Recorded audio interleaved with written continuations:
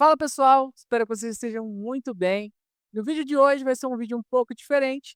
A gente vai trazer um vídeo de curiosidade, né? Hoje vocês vão conhecer quem foi George Soros, o cara que quebrou o Banco da Inglaterra, tá? A gente vai acompanhar esse vídeo junto e a gente vai comentar depois sobre tudo o que aconteceu.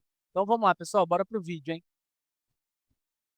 Ficou marcado na história do mercado financeiro global? Nessa data, que ficou conhecida como Quarta-feira Negra, o mega investidor George Soros fez uma aposta agressiva na...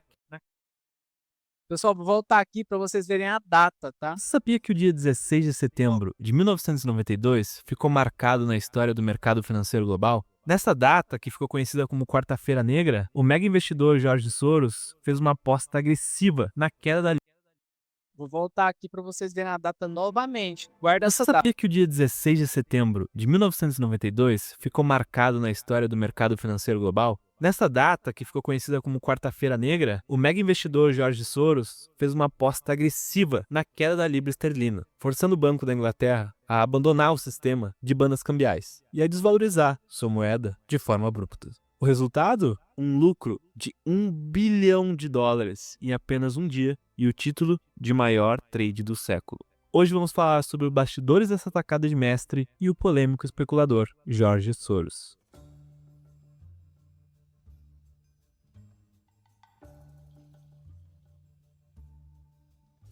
Antes de mais nada, é importante entendermos o contexto no qual a Grã-Bretanha estava inserida na época e o porquê de uma desvalorização tão acentuada na sua moeda. Em outubro de 1990, a Grã-Bretanha ingressou no Mecanismo Europeu de Taxas de Câmbio, que foi criado em 1979 pela Comunidade Europeia Econômica, e tinha como principal objetivo criar um mecanismo de controle de taxas de câmbio das moedas dos países europeus, reduzindo assim as oscilações do mercado. Em outras palavras, o câmbio não era flutuante. Ele operava dentro de uma banda cujo ponto central era 1 libra para cada 2,5 marcos alemães, podendo variar entre o piso de 2,75 e 3,13, sendo o teto. Caso a cotação atingisse o piso da banda, o governo deveria intervir comprando libras no mercado de câmbio. Caso atingisse o teto, o governo deveria vender. O racional era simples. Ao manter a paridade da moeda com a moeda da Alemanha, que era no caso a economia mais sólida da Europa, a Grã-Bretanha esperava assim ter estabilidade econômica, contendo a inflação e retomando seu crescimento, visto que o país estava em recessão. O porém é que as coisas não saíram conforme esperado. Na prática, o desemprego continuou subindo, a inflação se manteve elevada e o mercado imobiliário se tornou uma preocupação. Eis então que surge o primeiro grande problema. A situação piorou quando o Bundesbank, o Banco Central Alemão, decidiu elevar as taxas de juros para conter a pressão inflacionária que o país enfrentava, devido aos altos custos da recém-unificação entre a Alemanha Ocidental e a Alemanha Oriental. Conforme a MTC, em teoria o governo britânico deveria acompanhar o Banco Central Alemão e também elevar sua taxa de juros. Entretanto, dado o cenário de recessão, o primeiro-ministro britânico, John Major, com medo de agravar ainda mais a crise, especialmente no mercado imobiliário, decidiu que a taxa de juros não seria elevada. Pessoal, só estou parando rapidinho para vocês entenderem que eu sempre falo, os bancos centrais eles devem sempre manter uma taxa que seja favorável para a sua moeda, né? Por isso que a gente fala quando a gente opera, por exemplo, Euro-USD, GBP-USD, a gente fala que, por exemplo, o GBP-USD estourou, ou o Euro-USD estourou, vai ter que haver uma correção. Pode ser que demore mais um tempo, né? Mas vai haver uma correção, diferente de commodities, né? Que às vezes a commodity ela não é igual um par forex que tem os bancos centrais que controlam. Então, se você tem um ativo que, por exemplo, se valorizou demais, querendo ou não, ele obriga o outro país, o outro banco central a tentar estabilizar. Então, o que que aconteceu aqui? Um banco central subiu e o outro não quis subir, né? Então, para vocês entenderem o começo da conversa, como que está indo aqui. Tem que haver um equilíbrio, entendeu, pessoal? Tem que haver um equilíbrio. Então, por exemplo, quem opera par sabe muito bem que, por exemplo, EURUSD estoura, né? Vai estourar, mas vai chegar um determinado momento que vai ter exaustão. Tem que ter exaustão, né? Tem gente que opera exaustão de moedas, opera basicamente isso. Vocês sabem que operar moedas, às vezes você acha, eu estou operando moeda, o par estourou, estou enrolado. Às vezes não, porque querendo ou não, dependendo do ativo, se ele estourou em relação com outros ativos também, vai ter interferência do Banco Central, tá? Vamos voltar para o vídeo agora.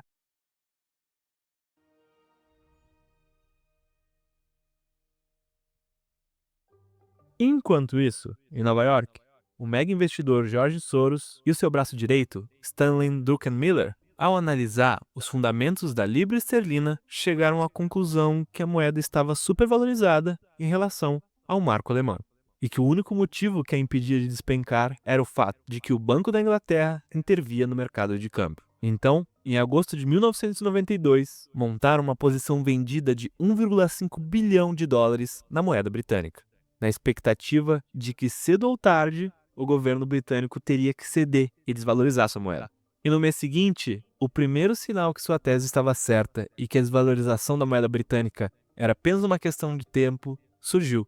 A Itália, que assim como a Grã-Bretanha também estava enfrentando problemas econômicos, viu sua moeda, a lira italiana, sofrer uma forte desvalorização devido ao temor do mercado de que o país pudesse sair do MTC. Ficou claro que a próxima moeda a sofrer a queda seria a libra esterlina.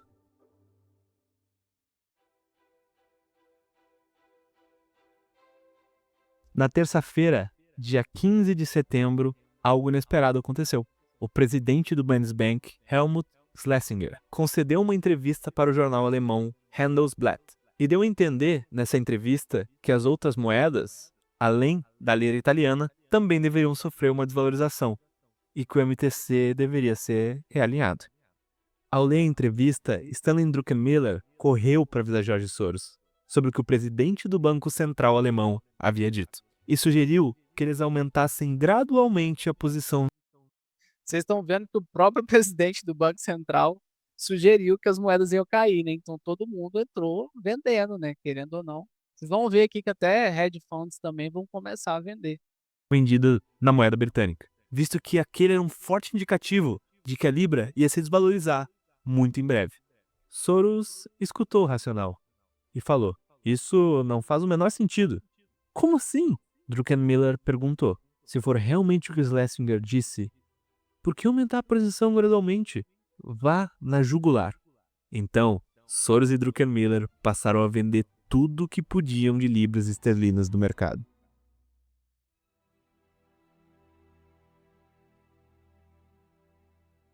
Agora sim, a quarta-feira negra. O mercado abriu sob pressão. Rumores da desvalorização da libra esterlina chegaram em todas as mesas de operação, e com eles, ordens e mais ordens de bancos, fundos de pensão e multinacionais solicitando a venda da moeda. Hedge funds aproveitaram o movimento da queda e entraram vendidos, pressionando ainda mais a moeda britânica. E para tentar conter a queda, o Banco da Inglaterra entrou no mercado, comprando 1 bilhão de libras. Porém, a compra não surtiu efeitos e a moeda continuou caindo. Às 11 horas, em uma tentativa de acalmar o mercado, o Banco da Inglaterra anunciou que estava levando a taxa de juros de 10% para 12%. Para Soros, esse foi um ato de desespero do governo britânico, aumentando ainda mais sua confiança no trade e fazendo que dobrasse a sua posição após o anúncio, chegando a 10 bilhões de dólares. Com o Banco da Inglaterra torrando bilhões de libras de dinheiro público a cada hora para tentar reduzir a queda, um novo aumento de taxa de juros foi anunciado. Isso é para vocês verem, pessoal, que até mesmo os bancos, né, passam aperto às vezes nos trades aí, né? Como vocês podem ver aí o que aconteceu com o Banco da Inglaterra, né? Tava aumentando, aumentando, aumentando posição, só que vai chegar um determinado momento que não vão conseguir mais aumentar a posição e vão ter que ceder a posição. Vocês vão acompanhar no restante do vídeo aí. Anunciado, dessa vez de 12% para 15%. Novamente sem sucesso, a medida foi um sinal de fraqueza. E logo após o anúncio, uma avalanche de vendas derrubou ainda mais a moeda britânica. Até o meio da tarde, o governo britânico já havia gasto 15 bilhões de libras. Às 16 horas, o Banco da Inglaterra finalmente jogou a toalha. E de repente, o único comprador da moeda estava fora do jogo. Isso fez com que a libra esterlina simplesmente despencasse a 15% em pouco tempo. Não existia mais compradores. George Soros havia vencido o governo britânico. No fechamento do pregão, Soros havia feito 1 bilhão de dólares, entrando para a história do mercado financeiro mundial, como responsável do trade do século. Pessoal, como vocês podem ver, o cara abriu uma posição com 2 milhões e no final o cara saiu com 1 bilhão. Lógico que ele aumentou a posição, né? Foi aumentando a posição. Falaram para ele aumentar a posição gradualmente, mas quando fala que ele vai entrar na jugular ali, o cara já dobrou a aposta e foi para cima, né. Por isso que eu falo, pessoal, quando você opera pares cambiais ali, né, por exemplo, a gente sabe que, querendo ou não, vai ter que haver um controle, né, tem que ter um controle ali dos bancos centrais para poder manter a moeda estabilizada, né. Só que ali naquele caso ali, eles erraram lá no começo, né, quando não interferiram na taxa de juros quando a Alemanha mexeu na taxa de juros, né. A Alemanha é um país muito forte na zona do euro, e ainda mais naquela época, né, vamos se dizer assim, que era o principal ali em termos. Então é isso pessoal, esse vídeo é só, para trazer contar um pouquinho de história para vocês, a gente vai estar trazendo mais vídeos aí para vocês também. Pessoal, para quem quiser conhecer nossas estratégias de copy trade, quem quiser conhecer o nosso trabalho, vai ter o link aí na descrição do vídeo. É isso aí, tamo junto, vamos pra cima aí, até o próximo vídeo, hein. Valeu, pessoal!